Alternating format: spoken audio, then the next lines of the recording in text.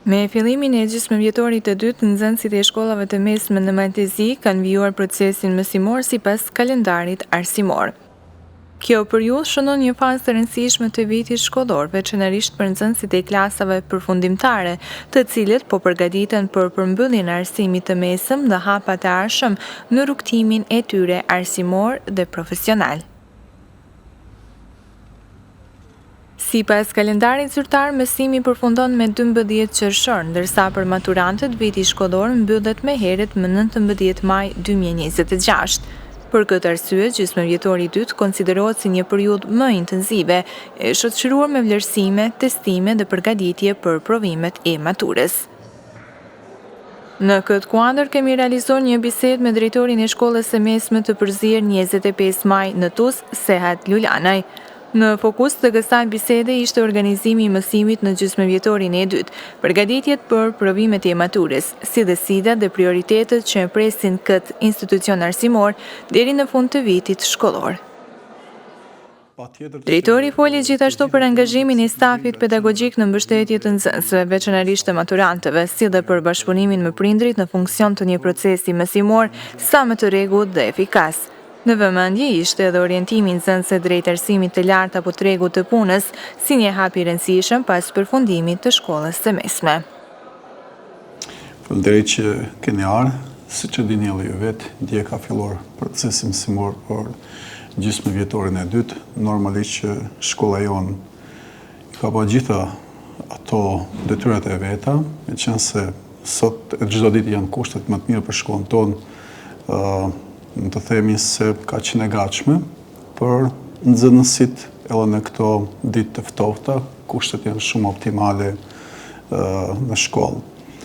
Ecësia e tyre normalisht që jena të kënaqur, mund të themi se suksesi është çdo herë e më i mirë, sidomos në drejtimet e gjimnazit, vitet e para të dyta, jena shumë të kënaqur, ndoshta vjen pak që vitet e katërta, duke pas euforinë se janë maturanta, nuk janë në atë nivelin si që kanë qenë, por ne besojmë që në fund të vitit ata përsëri do të dëshmojnë suksesin e tyre. Cilat janë prioritetet kryesore të shkollës gjatë gjysmëvjetorit të dytë? Që të ofrojmë ngrohtësinë, nxënësve të ndihen të sigurt, të komod dhe të respektojnë të drejtat e tyre në shkollë. Këto janë primare, gjithashtu që t'i kenë në dispozicion gjithmonë orët, të kemë sa ma pak mungesa në orë, sepse kjo është pikalla më dobët të cilat kena, mungesa e kuadrit, që nuk kena vetëm ne si shkollë, por edhe shkolla tjera në Maltezi që pe kalojmë këtë krizë, ndoshta kjo është pika pak më e vështirë menaxhimit, për tjerat besoj gjitha janë në nivelin e duhur.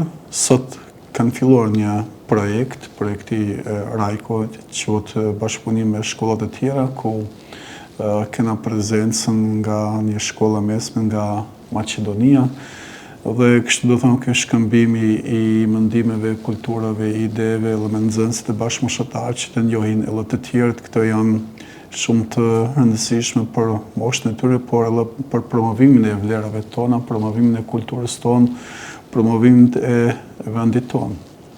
Gjysmëvjetori i dytë është veçanërisht i rëndësishëm për maturantët, si po përgatiten ata për provimet përfundimtare dhe hapat e radhës pas përfundimit të shkollës së mesme. Atëherë se i takon provimit të maturës, mund të themi se kohën e fundit jeni shumë të kënaqur me rezultatin e tyre, meqense në afatet e dyta, e sidomos në treta, nuk kena kandidat. Që të thotë se shumica kalojnë në afatin e parë, jo shumica, po 95% prej tyre. Kjo është një sukses që të thotë se nuk qalojmë në këtë drejtim. Në këtë afatin e janarit, ne kishim vetëm 4 kandidatë nxënëse të rregullt, rregullt, që janë nështruar provimit të maturës. Dhe kjo është ajo që ne kërkojmë gjithashtu të vazhdojmë me këtë ritëm, meqense kërkesat janë gjithnjë me të shumta, gjithashtu kërkohet që edhe të përcjellet a korrespondon nota e mësuesit me notën të cilat marrin nga provimet e maturës, kështu në këtë drejtim sot për sot jena mirë, duke parë se provimi i maturës është diçka serioze. Besoj se kanë filluar fazët e përgatitjes së modeleve, ku edhe testet e përditshme duhen të jenë të përshtatura në këto modele. Kështu që në gjuhën shqipe besoj me këtë vit, me këtë gjenerat, do të arrit një sukses i mirë. Sa është i informuar stafi pedagogjik dhe nxënësit për kalendarin e provimeve të maturës dhe procedurat që lidhen me to? Patjetër që të gjitha dhënat të cilët na vijnë nga qendra e provimeve ne ju kalojmë stafit arsimor. Ata janë të njohur me të gjitha ato. Nxënësit kanë mundësinë e përgatitjeve ditë të shtunave që ne organizojmë për orë shtuese. Kështu që në dispozicionin e tyre dhe ne gjithashtu stafit arsimor i ofrojmë edhe për ngritjet e tyre profesionale të gjitha seminaret të cilat duhet të ndjekin hap pas hapit. Kështu që besoj e kena një mundësi të tillë që t'i japim të ofrojmë të gjitha mundësitë nxënësve që t'i përgatisin dhe të hyjnë në këtë provim e maturës që vjen së shpejti, të hyjnë të përgatitur dhe dalin faqebardhë. Dhe si vlerësoni bashkëpunimin me prindrit, sidomos kur bëhet fjalë për nxënësit e klasave përfundimtare? Atëherë në përgjithësi me prindit unë do të apeloja që prindit duhet të jenë pak më shumë aktiv. Ne na duhet kjo hall ke bashkëpunimit, jo se nuk e kena, por duhet të kyçen edhe më shumë, duhet të jenë edhe më afër, duhet të jenë edhe më pranë këtij tërkëndshit shkollë prindër nxënës dhe në mbledhjet e këshillit të prindve kam apeluar këtë gjë, ndoshta pak stagnojmë, ne shkojmë me atë metodën e vjetër, po jo në çdo klasë gjë në këto. Kena klasë ku shihet ky bashkëpunim, kjo frym, janë më të interesuar, por kena edhe nga disa klasë ku prindit stagnojnë në këtë formë të bashkëpunimit. Kështu që apeloj të këtë gjithë prindrit që të bashkëpunojnë edhe më shumë me shkollën, të bashkëpunojnë më shumë me stafin arsimor. A ka ndonjë si specifike me të cilën po përballet shkolla këtë gjysmëvjetore dhe si adresohet ajo?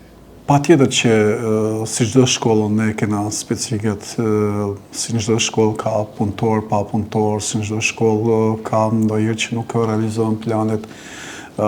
Kena specifik sa i takon procesit mësimor të një paralele, ku përësërisht janë shpesh në pushime mjekësore dhe mbarvajtje disa pakënaqësi. Kjo është një të cilën besojmë dhe do të kalojmë edhe atë. Përveç mësimit, sa rëndësi kushtohet aktiviteteve jashtëshkollore, profesionale apo orientimit në karrierë të nxënësve?